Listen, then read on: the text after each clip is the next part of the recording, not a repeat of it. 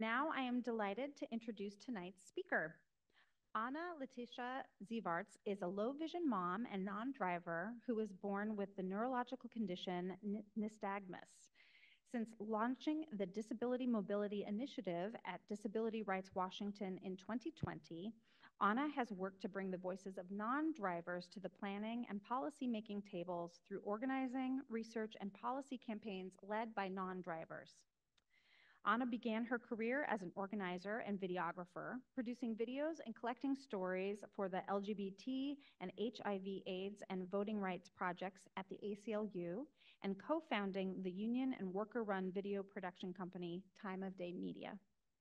Anna will talk tonight about her new book, When Driving is Not an Option, which shines a light on the number of people in the US who cannot drive and explains how improving our transportation system with non-drivers in mind will create a better quality of life for everybody. Please help me welcome Anna Zievarts.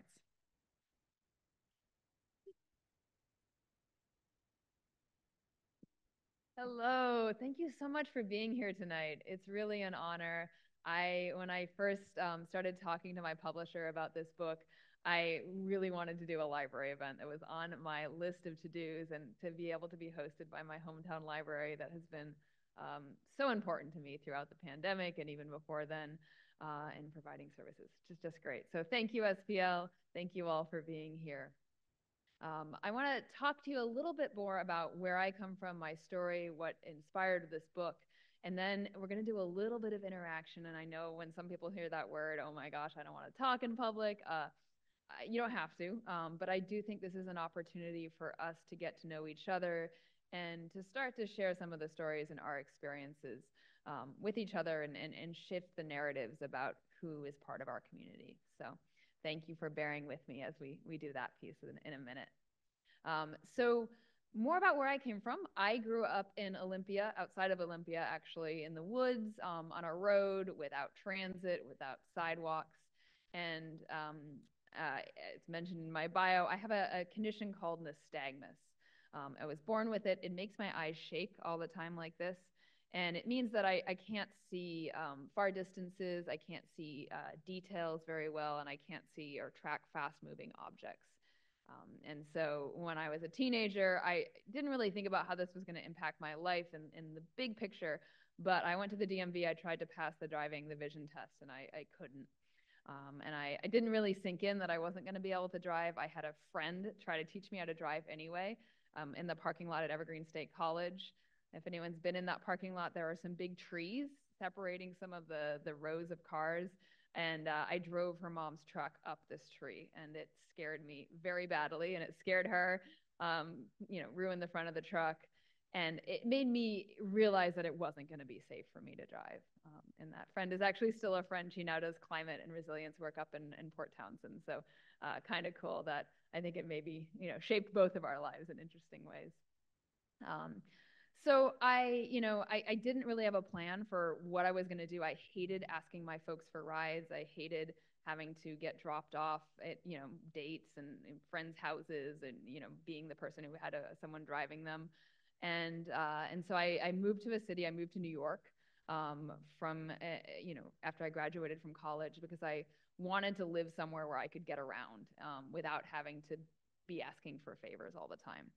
And for me, New York was lovely, because, the subways ran so frequently, and because so many other people didn't drive, that I had a lot of access to going where I needed to go. I also didn't have to tell people about my disability, because it was normal not to drive there. And for me, that was great, until my mid-30s. And then I had a kid, and that kid was born with nystagmus too. And that was sort of a shock to my system. I I was really sad, when he got diagnosed, and it made me start to reflect on the fact, like, where was that sadness coming from? And I realized it was coming from my own sort of ableism towards myself, my struggles as a kid to not be able to talk about my disability, to not be able to tell people I couldn't see things. As a kid, I remember middle school, I hated public speaking because I would always get marked down for not being able to make eye contact with the audience. And I wasn't, nobody was in a position to be like, hey, she can't actually do that. She can't see you. But, that sort of shame and stigma about presenting myself in the world was really deep. And I wanted to figure out how I could start to address that internally so that my kid wouldn't feel that same shame. And so at that point, Twitter was a pretty awesome place to be. This was in 2016. It wasn't as bad. There was a really active disability community on there. Started following someone named Alice Wong. Amazing author and communicator and storyteller and collector of the disability community experience. And she followed her, started engaging in that community, really for the first time felt like there was a place for me in the disability community, because I had been sort of like told as a child I was too normal to be, blind, and I didn't have a place there. And that participation online with Alice shifted that. A friend shared a job posting here in Disability Rights Washington, and I took a big leap and moved my whole family across the country and moved back to work for Disability Rights Washington. And that's really what set me on the journey to be here today, to start to understand the stories of folks who throughout the disability community couldn't drive, couldn't afford to drive, and led to writing this book. But I think, even before I had written this book, I had spent a lot of time traveling the US as someone who couldn't drive. And this image here on the screen is an image of me in Orlando. I was doing video production work for a lot of different clients, and I, wouldn't tell them I couldn't drive. I would just be like, I'm going to figure it out when I get there. And this is me trying to go from the hotel I was staying at to try to get something to eat in Orlando, which is not a particularly pedestrian, easy to get around place. So I want to just pause for a moment, and this is where the fun interaction part begins, and ask you to think about who you know in your own life who can't drive, and what their, or if it's you, what your experience of not driving is. And I want you to think really broadly here, whether that's, perhaps because of a disability, age, income, choice, right? There's all kinds of reasons that people are non-drivers. And this image on the top is another image from one of the work trips I did long ago. I think this is somewhere in Texas, where I was trying to get somewhere using the bus, and looked across and saw a bunch of other folks waiting for the bus as well. So I'm gonna have my helpful helper come out. Stacia's gonna call on people because I can't see you. But if you'd like to share who you know in your family, in your community, on your street, whether that's you, who do you know who are non-drivers, and what are the ways that you or they get around? Anyone want to volunteer? Just raise a hand. Excellent. I'll come to you. Thank you. And I know it's hard to do. Thank you for being brave. Yeah. Yes. Really appreciate it. We're going to get some stairs in. Hey, I'm Daniel. I know my own mom, she never drove herself. She's a boomer. So myself, I don't drive. I know how to drive, never had a license, never had a car. One of the reasons amongst others, why I moved to Seattle is a city that I could walk around or get around on the bus that wasn't too vast, and things that were available. I noticed that I'm aware of a lot more than a lot of drivers. A lot of people don't know the city at all. And a lot of drivers are unaware of what it's really like to navigate, to be honest, which is actually very problematic today as compared to decades ago. Yeah. Thank you for sharing that. And it's so interesting to talk to folks who have parents who couldn't drive. One of the former heads of King County Metro here in Seattle, his mom didn't drive, and I think that really shaped, his experience of transit. And there are so many places you can get on transit, right, and so many places that are so it takes longer, or that it becomes not feasible. Does anyone else want to share? We have a volunteer right here. Great, thank you. Hi, I'm Ethan, and what you said reminded me of something that I was noticing recently, because I've chosen not to drive, and that's one of the reasons I moved to Seattle, because it offers so many more opportunities to get around by other means. When you are in a city that offers those opportunities, getting around without a car actually comes with a lot of advantages. Like when the infrastructure is there, you notice the city more. You also get a lot of exercise just by getting around. I feel like you're more connected to your neighborhood in a way, just because like you see neighbors more, you see, all the stuff around it. Yeah. It's not, it's negative when there's not stuff there, but when there is the infrastructure, it's actually kind of liberating in a way. Yes, no, totally. There is. And I think one thing that I talk about in this book is that expertise that you get navigating a city outside of a car, right? As a non-driver.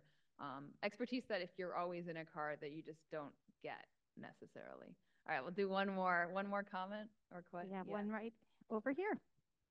Thank you for sharing. First of all, sorry I'm late. Taking the buses. So, my daughter and I have muscular dystrophy, which is getting increasingly difficult to walk. And one day we may be in wheelchairs. But what frustrates me about, and I choose not to drive, I also could, but I don't trust our safety and others' safety with my reaction time. So, but Metro just took out, and we had a whole campaign, like a little committee, to say, please save bus 20.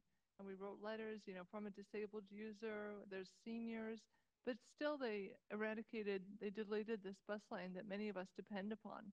So they say they want to be a green city and move us all into public transportation, but they're not taking account of people who rely on certain lines and just deleting it, and thereby forcing some people who can into cars, and, increasing congestion, pollution, etc. Mm-hmm.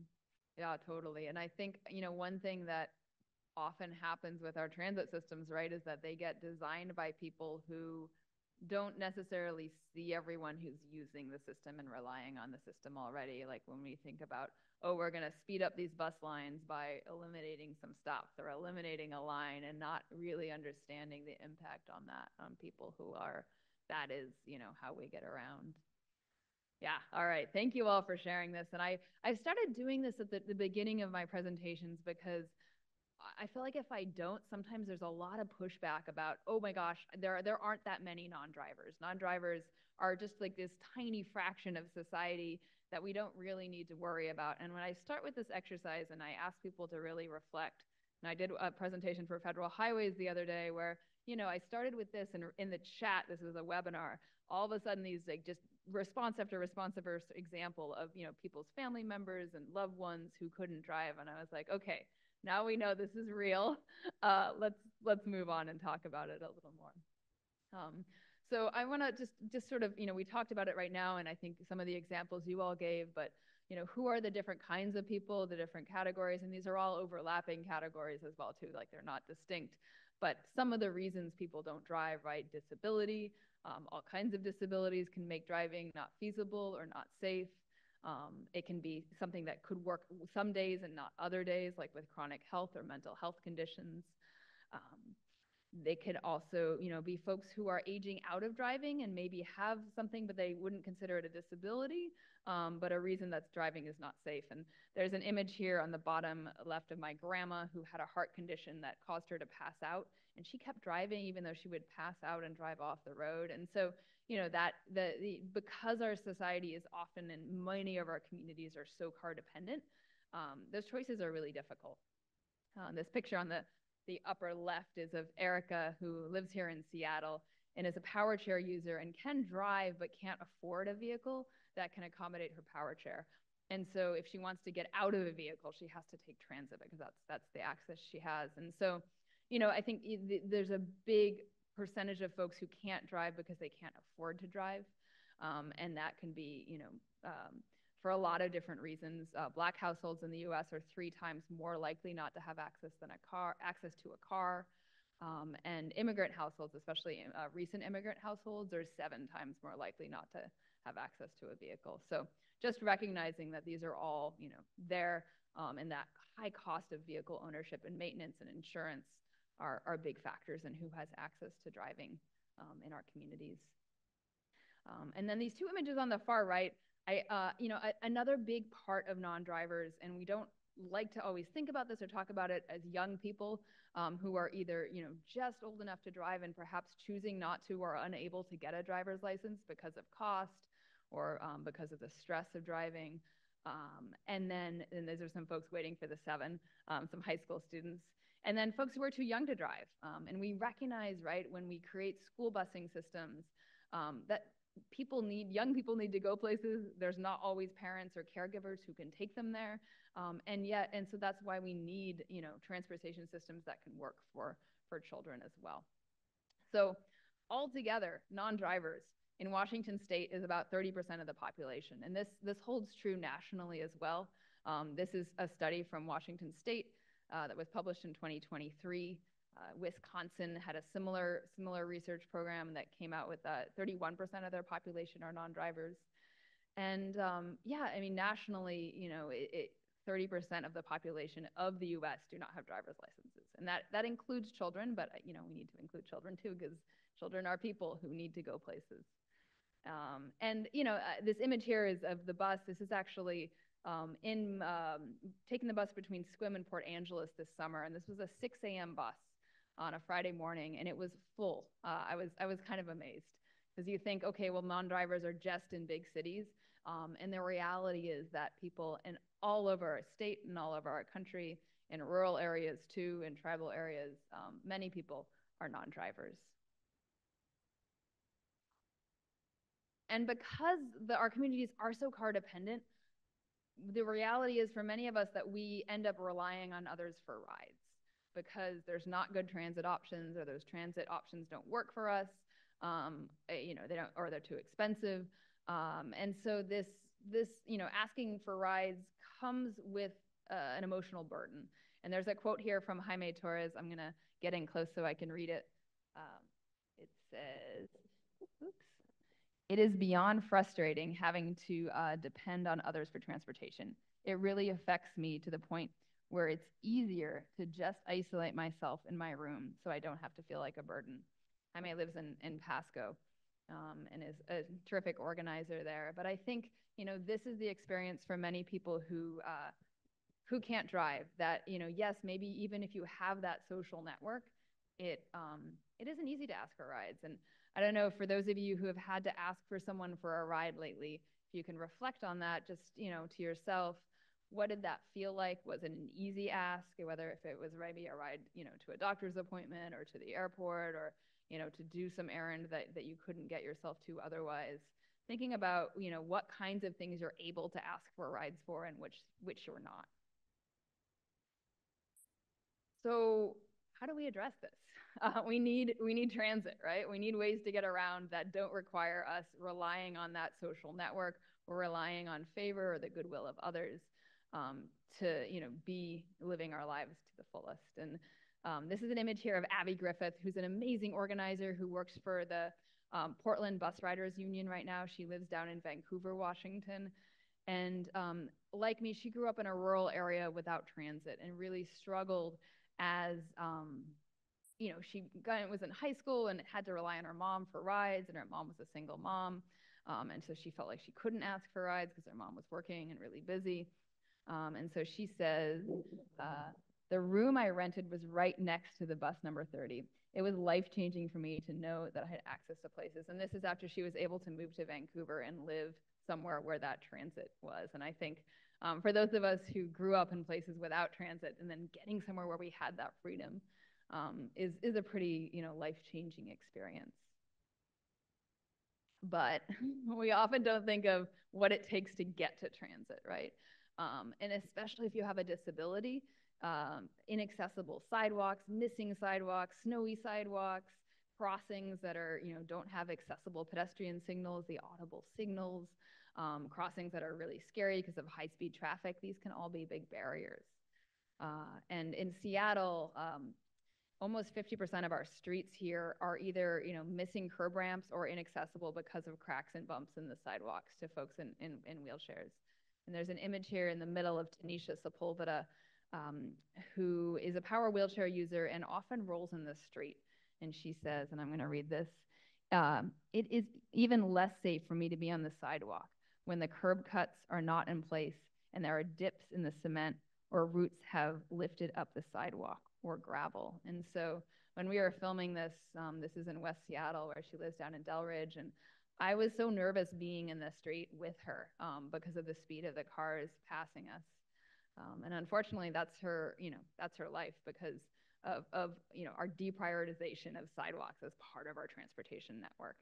And a really visible example of that, right, is when it snows. And this is my neighborhood in South Seattle, but this particular neighbor did a very nice job of cleaning their driveway from snow and then just left the rest of the sidewalk.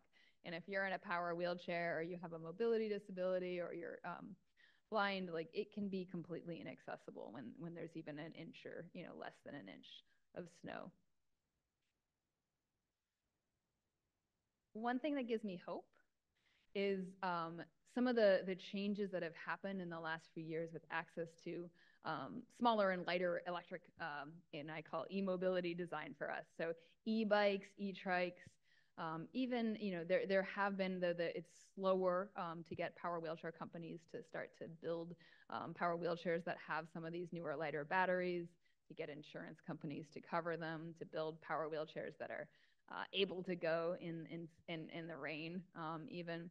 But that electric boost can be the difference between being able to carry groceries, be able to get a heavier e-bike or trike up a hill, or carry a kid. This picture on the top is my friend Rachel and I were both low vision moms who can bike, and it's really awesome to have an e-bike because it does open up the realm of possibility of where you can go in this region. On the bottom left is Cody Shane. He's a biker. He uses a trike out in Chewelah, Washington. Chewelah, I say that one wrong. And yeah, I mean, even for folks, with intellectual or developmental disabilities, e-bikes and trikes can really serve that gap, fill in that gap when transit doesn't exist and it's too far of a distance to walk. And then this quote in the image on the bottom right is an image of Ian Mackey, who organizes Ian's Ride, which is a really awesome, inclusive biking and rolling event program that he's based out in Port Angeles. And he is also really active in advocating for power wheelchair companies, manufacturers, to manufacture more resilient power chairs and to make it possible for people to get those power chairs repaired more easily and more quickly, because repair delays can also be a major barrier. And he says, oftentimes people's lifestyles are shaped by the equipment that they have. A family should be able to spend the day at Disneyland and not run out of batteries. And to think that, to have your mobility limited because insurance companies haven't really thought about what it would take to build a power chair that could do that is frustrating, and we can do better. At the end of the day, though, what we're talking about here when we're talking about transportation access is a question about land use. How we are designing our communities so that it's possible for us to live close to where we need to go, so that we have affordable housing that's not on the furthest outskirts of town. In doing organizing work for the last 4 years in Washington State around transportation, I can't tell you how many times I've had conversations with people who can't drive or can't afford to drive, who live out in rural areas because that's where their family is and where they can get housing. And they would love to live where I do, within a mile of the light rail, right? That is the dream. But our housing here is so expensive, and that's such a barrier. And so we need to figure out how to address that so that people who need that access can get it. And then also, how do we use some of our land in our cities more intentionally, so that we can have services nearby, so the distances, this is the image of Tucson, Arizona, and a parking lot at a mall that's just, gigantic. And to have to cross that on foot or in a wheelchair, that is a barrier, right? That's hostile. And so how do we start to rethink And there's places like this, right, in Seattle and the Seattle region as well. Like, this isn't just picking on Arizona. How do we use our land better so that the distances are less, so that we have that housing? And there's a quote here from Vaughn Brown, who was priced out of the Vancouver area, Vancouver, Washington, who says, more affordability means moving further out. Moving further out means more limited transportation. And I think that sums it up, right? That is our land use and housing crisis. So what gives me hope? And this is another moment for you all to participate. At Disability Rights Washington in 2021, we came up with a challenge to try to get our elected leaders. We'd done all this work collecting stories from non-drivers from throughout our state, really thinking about, and trying to understand the barriers people experienced. But we realized there was a disconnect between what we were experiencing as non-drivers and what our elected leaders and the people who worked and ran our transportation agencies, transit departments, what they understood. And so this challenge is basically you go a week without driving. You can do anything else. You can bike, you can walk, you can take transit, you can ask for rides, you can pay for rides. And if you need to drive, that's okay too. But taking a moment, taking the time as you're driving that trip to reflect on, okay, if I didn't have this option of driving, what would I have done? Would I have had to give up this thing that I'm trying to do? Would I have had to call in a favor that was really not an easy favor to ask for, right? Having that reflection. So the first year we did it in 2021, I think we had maybe a dozen, maybe 24 elected leaders from across Washington state participate. And those were folks who are our allies, who got it. And I think, for me, it was so interesting to hear, even from people who normally took transit most of the time or biked most of the time, to think about actually taking transit all of the time and doing those trips, on the weekend at night when transit didn't run, and suddenly they were like, oh my gosh, I couldn't do this kids' soccer thing or, go meet my friend for dinner because it wasn't possible. And for them to start to see these gaps was really transformational. So it grew from there. In 2022, I think we had around 300 participants from all over the state. And then we started getting all these phone calls from other states being like, hey, can we do it here? Can you help us? And my organization didn't have the capacity to grow it that way. So we partnered with a national pedestrian advocacy organization called America Walks. And the last 2 years, it's become a national challenge and really grown. This year now we have participating organizations in all 50 states, which is really cool. I spent some time talking to organizations in Wyoming and South Dakota and West Virginia and Hawaii, actually, was some of the more difficult states to recruit from, and got folks on board. And I'm really excited to see where it goes. We have a bunch of events going on here in Washington, and this year it's actually September 30th through October 6th, so it's coming right up. And this image on the right here is of Crystal Monteros, who's a wheelchair user in the South Tacoma area. And she has really wanted for years, her bus stop doesn't have a sidewalk that connects to the intersection. And so, she gets dropped off and then has to, if it's muddy and wet, has to have someone help her get pushed like to where the sidewalk connects from the bus stop. And so for Week Without Driving now, for a couple of years, we've highlighted the need to find this funding between Lakewood and University Place and Tacoma. It's like this complicated mess of multiple jurisdictions, and no one wants to, pony up and fund this sidewalk project. But it's so critical, and I think her experience here and talking to elected leaders is starting to shift that conversation around. Okay, like sidewalks are part of our transit network, and we can do better, and we're not remembering about folks who don't have the option to drive. Because, the reality is that so many of our elected officials drive, and part of the expectation of being an elected official is to go to lots of events and go there quickly and, campaign all over the place. And so they're in charge of our transit agencies, right? But they don't have that experience of relying on transit. So that's something we want to change. So I want to pause for a second and ask, maybe if folks in this room have heard about or participated in Week Without Driving, that's great. You can share your experience. But if you were to participate this year, it's coming up September 30th through October 6th. So that's Monday, September 30th. Thinking about what your experience would be like. are there particular trips that would be challenging for you? What are the biggest barriers? And if you already are a non-driver, talking about your own weeks, like what are those challenges? What are the journeys that are less comfortable, less safe, more difficult, take a lot longer than they could potentially? So does anyone want to share a week without driving, what your experience might be like? We have someone up here, but I'm wondering if any of these folks down here are feeling like sharing. Are we feeling shy? Okay. Kuni, would you mind? And we'll come to you in just one. We have a mic for you.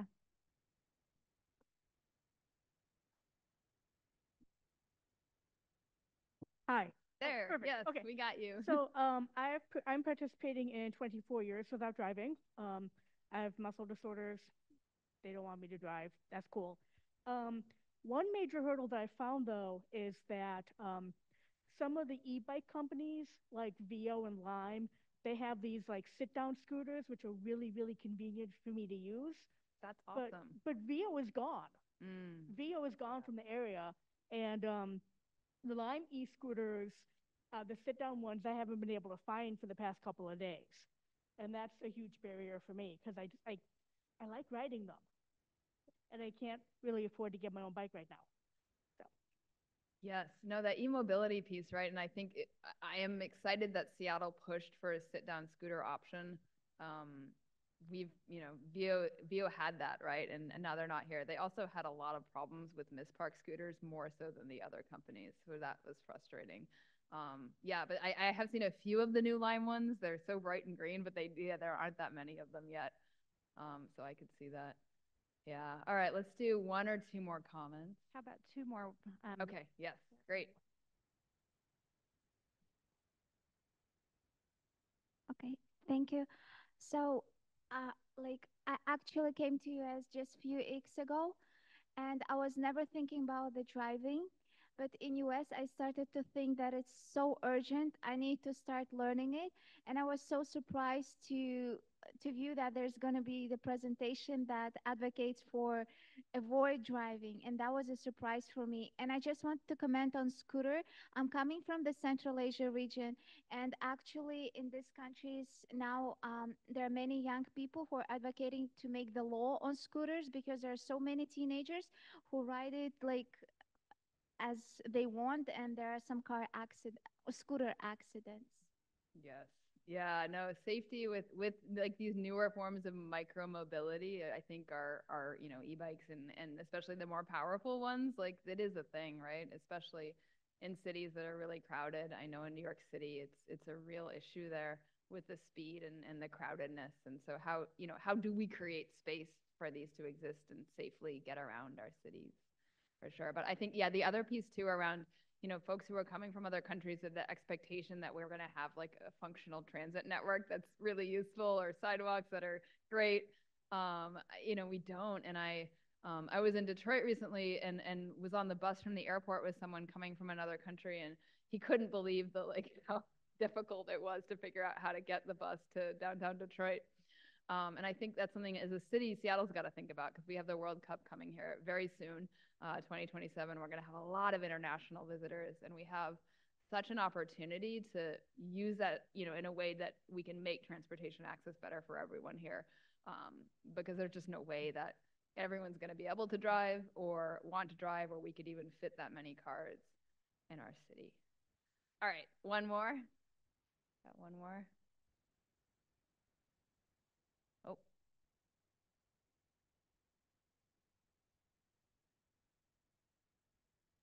Ah, all right. Here, Well, hang on I'll one pass second. mine down. We'll bring you the other one.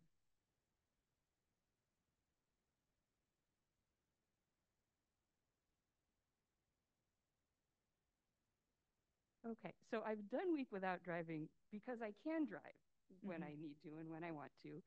And the things that I've run into have been running errands, grocery shopping is so much harder. Commuting into work is an hour each way to go 5 miles. Tacking on grocery shopping to that means dinner is at 8 or 9 o'clock, right? If I want to go out and like go to a movie or a play or dinner with friends, I have to be really careful that the buses are still running by the time I'm done. Or I have to be willing to wait for anywhere up to an hour for the next bus to show up. Yeah, so those are the things that I've run into. Yes. Oh my gosh. The time, right? There is a real time penalty in the way that our system is designed right now in this region. And it's frustrating when you go to Google Maps and you put in, where you want to go and you compare the time it would take to get there in a car to the time it would take to get there, on transit. It's, it's clear why people who can afford to drive often choose to drive, right? Places, especially when you think about, being a caregiver or cooking meals, like just the, this stuff for sure. Well, I encourage you all to check it out. I have a slide at the end with the URL where if you're interested in learning more about Week Without Driving, you can sign up. And I also have a pile of stickers. So if you want a sticker that looks like this that says Week Without Driving, you can come grab one afterwards from the table in the middle. I want to end with two pieces of hope. And I think this is a picture, this is my block in Seattle. During the pandemic, we started hosting block parties. You can get permits from the city of Seattle to close your block. And so we got one and we started hosting weekly block parties. And at first I was really worried because I knew most of my neighbors who drove a lot, and I wasn't sure how people were gonna feel about closing the whole street one evening a week. And over the last 3 years, it's become this incredible block institution where we've gotten to know each other as neighbors. When there are, smoke events or other, things going on, people are texting each other, offering support, offering extra air conditioners. But really, I think it's been most transformational for the kids who, if we threaten, like sometimes it's a weeknight and all the adults are tired and we're like, okay, let's not do one tonight. We're just gonna like take it easy. And there is a rebellion. Like the kids are like, no, we are having a block party. We are shutting down the street. We want to ride our bikes. We want to have popsicles. And so, for me, it gives me, I think it allows me to think about what it would be like if children had that kind of mobility, and non-drivers, as well, right? And children are non-drivers, but that ease of access, that ease of going places and being in space without sort of the fear or concern of vehicles hurting people. And I think it has really transformed our relationship as a block to the space that's in between our houses, and seeing it as more than just a cut through for cars. How can we, have it be part of the space that we are building community with? So if you live on a block, I highly encourage you to try this, even if you can't fully shut down a street, because I know on arterials, SDOT doesn't allow it as easily, but just starting to build that space for neighbors to come together in a public space, I think is really lovely. So highly encourage you to do that as a way to sort of build hope and build community, because I think the other piece of this for me too is it's allowed me to get to know my neighbors and think about the transportation choices that they make, and getting to understand why someone, for them, like driving really is the option. They have to go to West Seattle, they teach, right? Like it's not easy to get from South Seattle to West Seattle, Southeast Seattle from Rainier Valley. Like the transit options are not good. And so starting to understand what are those barriers, and what would it take to make it possible for some of my neighbors who would love e-bikes to like have that opportunity to try one, or to feel like they could walk their kids safely and wait at the bus stop on Rainier and not be stressed about like the traffic, the noise and the speed. So anyway, I think it's a really good way to start to think about the things that we can change, and really on an individual level, what it's going to take. But I also, I think that's part of it, but I think we also need to pull back and think, okay, it's not just about individual choices, right? It is these systemic choices that we've made to privilege the movement of cars over everything else. That is what car dependency is, right? So we can't just put it on the individual, like, oh, you're like some kind of moral judgment because you're driving, right? we as a country have decided to invest a lot in making cars move very quickly. And these are some images from the farm where my dad grew up in southern Indiana when they built the highway through the farm. And it just, I think for me, a reminder, because this is a place that's still connected to my family, and to see these images of this investment that then decimated the small town where the farm was, because everyone could just drive places more easily. These are choices that we make. And just because we made these choices 100 years ago, less than 100 years, this was in the 60s, we can make different choices now. We can start to do things that actively move us away from cars and cars being the way that we have to get around our country. So that's my message of hope. Here's the Week Without Driving URL. Here's the book. The art, I was telling people, is by a Seattle artist as well, Amara S., who's awesome. And I am on social media if you want to follow me there. But thank you all. I will, let's see, we have maybe a few minutes for questions. And then, then let's take a couple questions, and then I'm happy to take some individually as well. And you can get a book and come talk to me about Week Without Driving, get a sticker. So thank you. Thanks, Anna. Are there any questions from the audience? One here.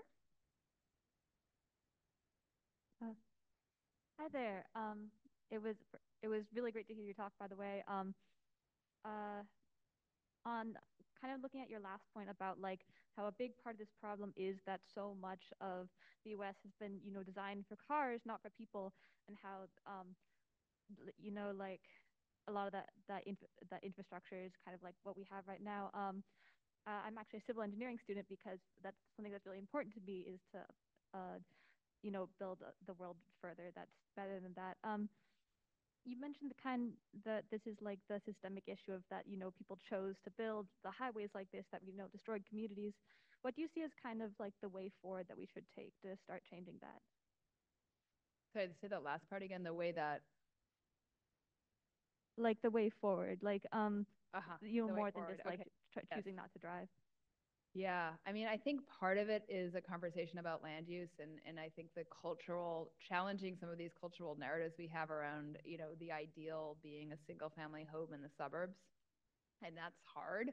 And figuring out, though, the housing affordability piece, like, can we allow people to be in cities, to feel like it's a comfortable place to live, that they can afford to be in cities, and that we can have a really high quality of life in cities, and start to show that as an alternative to some of these other pieces.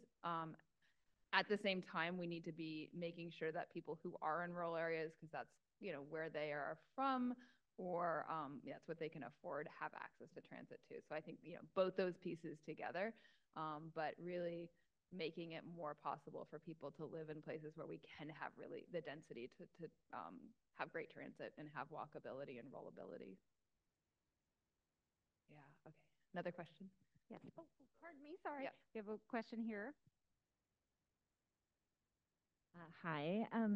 We have an adult daughter with a similar visual disability, and one of the challenges that she found a lot is how many jobs require you to have a driver's license, even though the job does not require you to drive or could be done in other ways. And I wonder, from the advocacy community, whether you've been addressing that at all or trying to.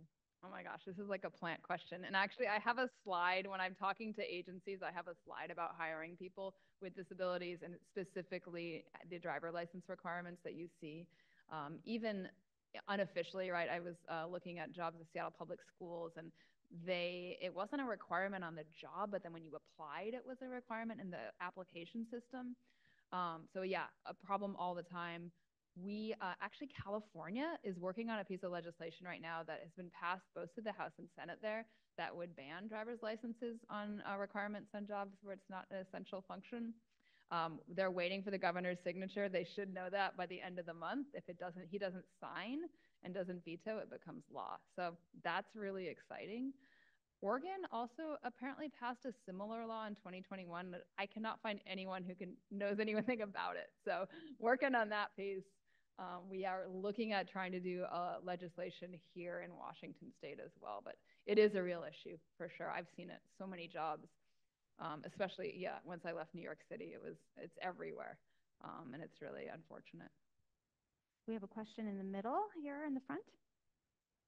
So I've read your book, and I like the way you talk about the automobiles are the way of the old days, and we have the new days that need to come forward. And I think I bought it partly because of the eco perspective that needs to be changed around, and how we need to go in that direction.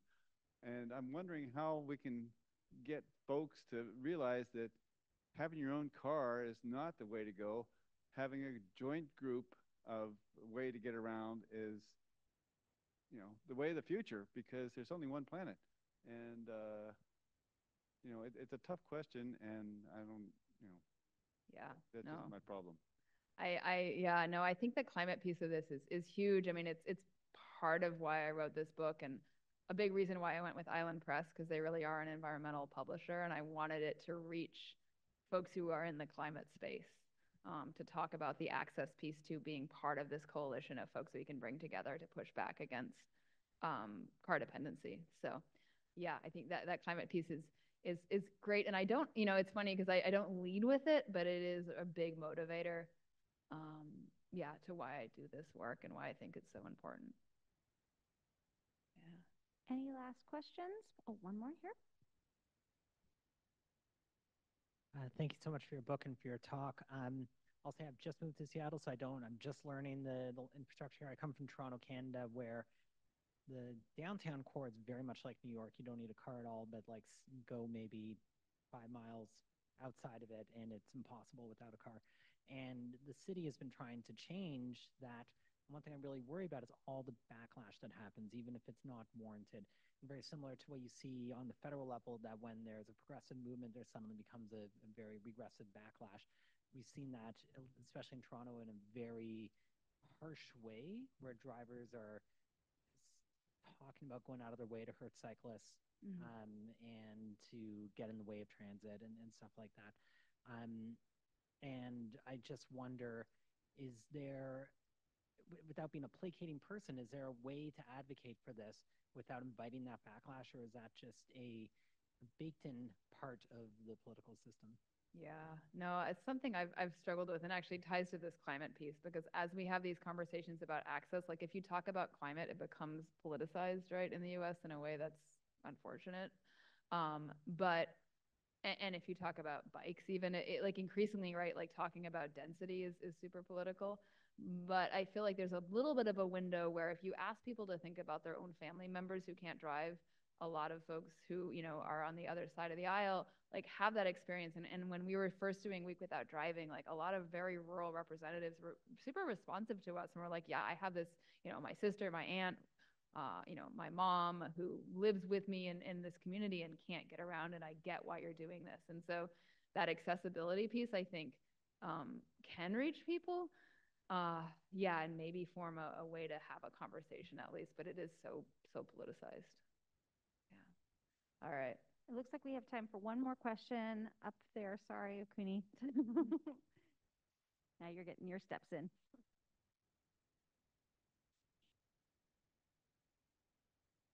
Thank you so much for your talk, and I'm sorry we came so late, but the one question that I wanted to ask is about density, and it's particularly what is your feeling in sort of most modern American cities that I've seen as to areas of the city are sort of intentionally segregated from other denser parts of the city, and transit doesn't really allow for going to those parts of the city. And I'm not going to name names in Seattle, but you probably don't know where that is.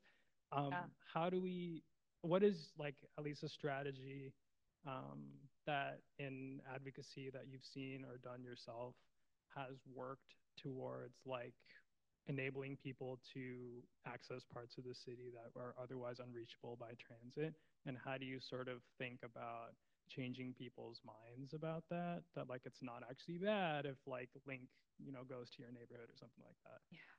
No, I mean, there is so much like structural racism, right? And I was in Detroit for a book talk recently, and I was like, oh, I want to go out to this other area because there's a bike trail. I'll just take transit out to like the suburb. And then I was like, oh my God, transit straight up. And I'd heard about this, but like to actually try to get somewhere and realize that there is no transit access and that is intentional, right? Is really, you know, a thing. And here too, right? So part of it, I think, is calling out what it is. But also, you know, again, as we were doing at Disability Rights Washington, all these interviews with non-drivers, I think one thing that was super interesting was in the pandemic, King County Metro really tried to prioritize service to routes that were serving folks who needed transit, right? So where a lot of essential workers lived, low-income folks, people of color, those were the bus routes, right, where the ridership remained, right? It didn't disappear. But then I talked to folks from areas where the transit routes had been cut because there wasn't a lot of riders, and guaranteed even in those places that are like wealthy communities, you know, on the east side, there were folks who couldn't drive, right? And so I think the other piece of it too is that maybe a community has a narrative about itself that everyone here drives, but then you start to dig a little deeper and realize that that's not true. That's not true. And so we you know, balancing that, how do we make sure that we're serving the communities that have the highest need, but also recognizing that everywhere there is need, and we should have a system that works everywhere, and we should have, you know, more housing everywhere too. So yeah. All right. Thank you so much. Let's give Anna a big round of applause. Thank you. And let's also take a minute to thank Lauren, our interpreter who's standing here currently, and David. And thank you to our captioner, whose name I did not catch, but there is an actual person on the other side of the captioning. So not Seth. Seth is great too. Let's give Seth a round of applause too.